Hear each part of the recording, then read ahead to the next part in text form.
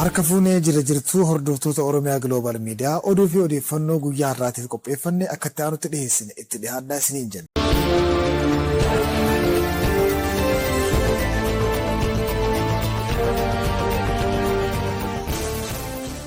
Oduu ijoo manni maree bakka bu'oota uummataa yaa'ii idilee 23ffaa taa'een wixinee labsii waliigaltee mootummaa Itiyoophiyaa fi Seeraaliyoon, Angoolaa, Suwaatinii fi Baangilaadesh gidduutti tajaajila geejjiba qilleensa irratti mallatteeffame raggaasise. Lammiileen Itiyoophiyaa filannoo waliigalaa 7ffaa irratti injifannoon galmeessan injifannoo boonsaa fi itti boonuu qaban ta'uu dursaan garee gamtaa Afrikaa Uhuuruu Keeniyaattaa ibsan.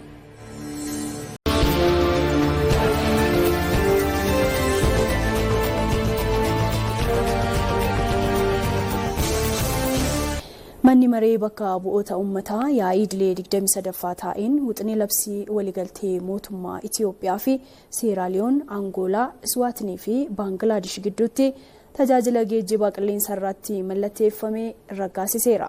Manni marichaa liqii wabii nyaataa fi jireenya horsiisee bulaa fooyyessuu danda'u mallatteeffame raggaasisee jira.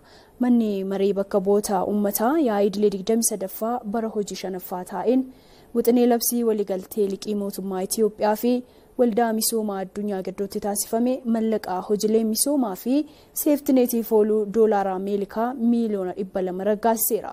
Haaluma wal fakkaatuun manni marichaa wixinee labsii waliigaltee tajaajila qilleensaa mootummaa Itiyoophiyaa fi Seeraaliyoon, Angoolaa, Baangilaadesh fi mootummaa mootii mootota Iswaatinii gidduutti taasifame raggaasiseetii jira. Manni marichaa wixinee labsii waliigaltee hundeeffama giddugala qorannoo baayoloojii mootummaa Itiyoophiyaa fi Ruusiyaa gidduutti mallatteeffames raggaasisee jira. Itiyoophiyaan biyya tokkummaa fi gootummaa lammiilee isheen weerara faashistii ofirraa faccisteedha. Gootummaan kunis Itoophiyaa irra darbee biyyoota Afrikaa isaan biroof onnachiistuu guddaa akka ta'etu amanama. Itoophiyaan har'aas lammiilee ishee hojiilee misoomaa fi tarkaanfiiwwan birmadummaa biyyaa kabachiisan kan biroo keessatti dammaqinaan hirmaachisaa jirti. Lammiileen Itoophiyaa filannoo waliigalaa 7ffaa irrattis injifannoo galmeessan. Injifannoo boonsaa fi biyyoota biroof fakkeenyummaan eeramuu ta'uu dursaan garee gamtaa Afrikaa Uhuuruu Keeniyaattaa ibsan. Har'i guyyaatti lammiileen Itoophiyaa ofii isaanitti boonuu qabanidha. Guyyaatti lammiileen Itoophiyaa sirna gita bittaa dinne jedhanii tokkummaanis ka'anii ofirraa faccisan. Guyyaatti irra deebiin yaadatanidha. Guyyaa karaa dimokraatawaa fi naga qabeessa ta'een filatanidha. Lammiileen Itoophiyaa warra gamtoomee humna weeraraa ofirraa faccise ta'uu isaanii dagachuu hin qaban. Itoophiyaan seenaa ishee kana fayyadamte waliigaltee fi tokkummaa lammiilee ishee mirkaneessuu qabdi. Tokkummaan ishee guutuu ardichaaf abdii waan ta'eef rakkoolee Afrikaaf falli Afrikaanotuma biraa dhufuu qaba jettee kan amantu Itoophiyaan dhaloota ammaa fi dhufuu qabattee badhaadhina ishee akka dhugoomsitu abdiin qaba. Itoophiyaan walabummaan fi tokkummaan ardii Afrikaa akka dhugoomu seenaa keessatti shoora dursummaa baachaa turteef Afrikaanota biraa beekamtii argachuun hanga har'aatti teessoo gamtaa Afrikaa taatee tajaajilaa jirti. Hanga har'aattis dhimmootaa fi ajandaalee ardichaaf adda durummaan waltajjiilee idil addunyaa argattee hundarratti ibsaa jirti. Ejjennoo rakkoon Afrikaa giddugaltummaa siyaasaa qaama alaa malee Afrikaanotumaan fala argachuu qaba jedhu yeroowwan garaagaraatti qabatamaan calaqqisteerti. Ejjennoodhuma kana bu'uura godhachuunis filannoon biyyoolessaa 7ffaa taajabdoota Afrikaa qofaan akka taajabamuu gooteerti. Filannichis milkaa'inaan goolabameera. Dursaan garee taajabdoota gamtaa Afrikaa Pireezidaantiin Keeniyaa duraanii Uhuuruu Keeniyaattaa filannicha ilaalchisuun ibsa kennaniin Itoophiyaan lammiilee ishee qabatee badhaadhina ishee mirkaneessuu fi ardii Afrikaa fakkeenya ta'uu akka itti fuftuu abdii qabaachuus ibsan. Abbootiin gootonni keenya waanjoo garbummaa sirna gita bittaa ofirraa cabsuuf waloon kan qabsa'an walabummaa kana mirkaneessuu fi hiree ofii ofiin murteeffachuu kanatu dimokiraasiidha. Ardii keenya irratti dimokiraasii cimsinee yoo itti fufne biyyoota tasgabbaa'anii fi imala isaanii gara dimokiraasii taasisaniif bu'uura keenya. Amantaan abboota keenya darbaniis kanuma akka ta'e amantaan qaba.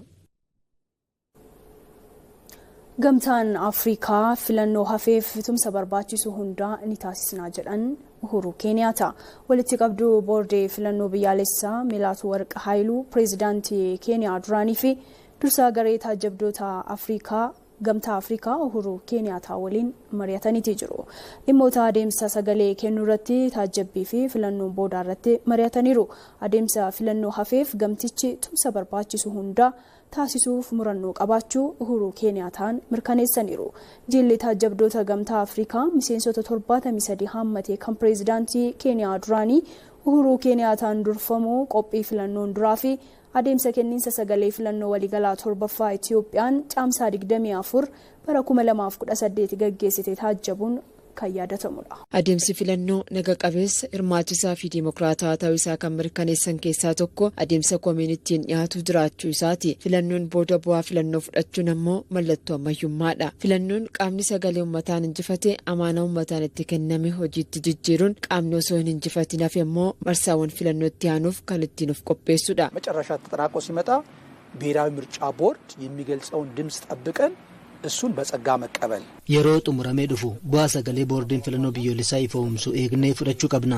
Rakkoon yoo jiraate akkaataa kaa'ameen hanga mana murtiitti deemudha. Murtii mana murtiin kennamuu kabajuudha. Kana yoo taasifne dimokiraasii guddisuun ni danda'ama. Biyyoonni hedduun nurraa muuxannoo qoodachuu danda'u. Biyyis ni tasgabboofti. Borammoo Itoophiyaa guddoo kabajamtuu fi tasgabbooftuu fi gaanfa Afrikaatti siyaasa cimaa qabduu fi akka addunyaatti sodaatamtuu fi dhagaamtummaa qabduu ni taati jedhan amana. Kana jechuun ammoo adeemsa filannoo irratti komiin jiraachuu hin danda'u jechuu osoo hin taane komiin jiraachuu malu akkaataa qaruumaa ta'een manni murtii fi boordiin filannoo biyyaalessaa karaa qaqqabeessa furmaata kan kennan yoo ta'u kun ammoo bu'aa filannoo caalmaatti amansiisaa taasisa. የፖለቲካ ፓርቲዎችም በግልም እንደ ፓርቲም paartilee morkattootaafis ta'e akka dhuunfaatti komiyyoo jiraate buufata filannoo irraa eegalee hanga boordii filannoo biyyaalessaatti isarra darbuun hanga mana murtiitti kan adeemsisu sirni diriirfameera. Carraa kana fayyadamuun ni jira. Akka dambii boordii filannoo biyyaalessaatti paartilee morkattootaa adeemsa filannoo irratti komii qaban kan ittiin dhiyeeffatan sadarkaan hundaa'eera. Bakka bu'oota waldaalee siivikii fi hooggantoonni boordii filannoo kan irratti hirmaatan qindoomina qaamolee garaagaraa yoo ta'u sadarkaa buufata filannoo hanga biyyaalessaatti kan hundaa'edha. Filannoo waliigalaa torbaffaa dambiileen sodaa tokko malee kaardii filachuuf isaan dandeessisu fudhachuun bakka waldaalee siivikii biyya keessaa fi taajjabdoonni idil addunyaa jiranitti paartii fedhaniif sagalee isaanii kennaniiru. Garaagarummaa ilaalchaa qabaatanis guddina biyyaaf tokkummaan hojjechuun ammoo ammayyummaadha. የሰለጠነ ማህበረሰብ hawaasni qaroome bu'aa filannoon booda karaa nagaan fudhata. Bu'aa isaa fudhachuun qaama moo'ee waliin waliif gammaduun waliin hojjenna. Yeroo itti aanutti of qopheesseen morkata ta'ee dhufa jechuun harka wal fuudhuu sirna dimokiraasii አመያዬ አርግነ ጀደን አብደዳ ውጤቱን መቀበል የስልጣኔ መንገድ ነው ያለው ማማራጭ እሱ ስለሆነ ማለት ነው። bu'aa filannoo fudhachuun mallattoo ammayyummaadha. Filannoon jirus isuma kanadha waan ta'eef nuti akka miseensa hawaasa siiviliitti daandii kan biraa hin gorsinu. Adeemsi filannoon duraa fi guyyaa filannoo irratti daandiin ittiin paartileen komii dhiyeeffatan jiraachuun olaantummaa seeraa jiraachuuf agarsiistudha.